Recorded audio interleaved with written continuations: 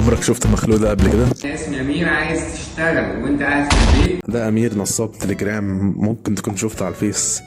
المهم أمير من المنيا، من شارع الزفرلوطي، اتمسك في قضية في باكس في 2012.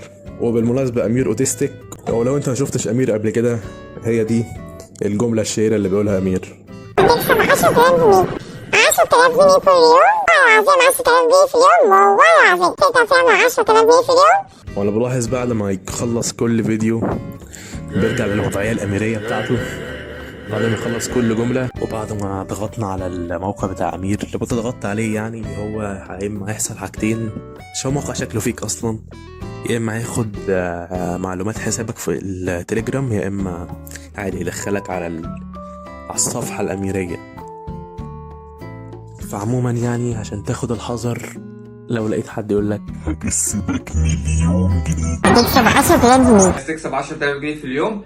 كلمني مع أمير، هنعلمك إزاي تقدر تعمل 10,000 جنيه في اليوم.